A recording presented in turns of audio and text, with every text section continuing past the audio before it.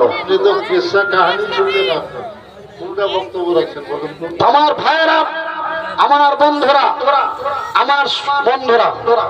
তবে আমি একটা কথা বলেছি, আমার কথাটা আপনারা ধরে রাখেন।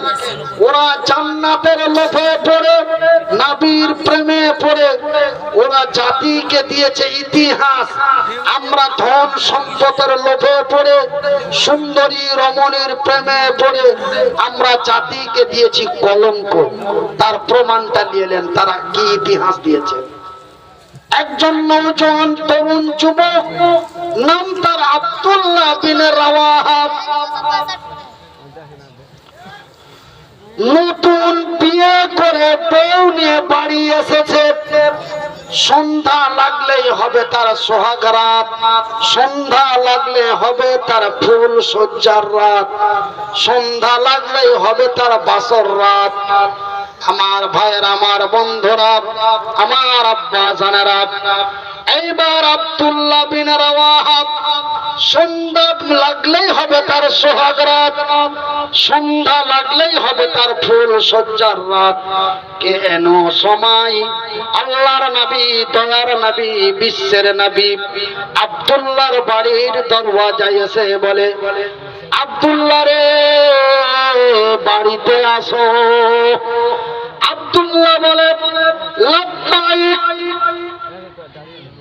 ইয়া রাসূলুল্লাহ, আমি উপস্থিত আছি, আমি উপস্থিত আছি। বলে, আব্দুল্লাহ তুমি তাড়াতাড়ি বাড়ি থেকে বেরিয়ে যাও, মওতার প্রান্তে লড়াই চলছে। ওই লড়াইয়ের ময়দানে তোমাকে সেনাপতির দায়িত্ব দেওয়া হয়েছে। নতুন বউ একজন অন্যজনকে দেখে নাই, একজন অন্যজনকে দেখে নাই। কিন্তু আমাদের তো ভাগ্য ভালো যে আমরা বড় সৌভাগ্যবান যে আমরা বিয়ের আগেই বউ দেখতে পাই। কিন্তু আজ থেকে 30-35 বছর আগে বেটা তার বাপের উপরে ডিপেন্ড করত, বেটা তার চাচার উপরে ডিপেন্ড করত। তবে কি বিয়ের আগে বউ দেখতে যেতে পারা যায় না? আমি সেটা বলি না, দুটোই যায়।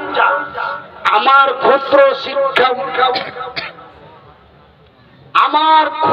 শিক্ষা জ্ঞানে আমি যতটুকু জানি যে বিয়ের ছেলেও যে দেখে আসতে পারে, গার্জেনও যে দেখে আসতে পারে।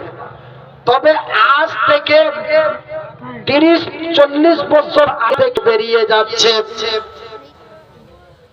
অন্যায়ের প্রতিবাদ করার জন্য, সত্যের বিজয়ের জন্য, কালেমার ঝান্ডা উঁচু করার জন্য বাড়ি থেকে বেরিয়ে যাচ্ছে।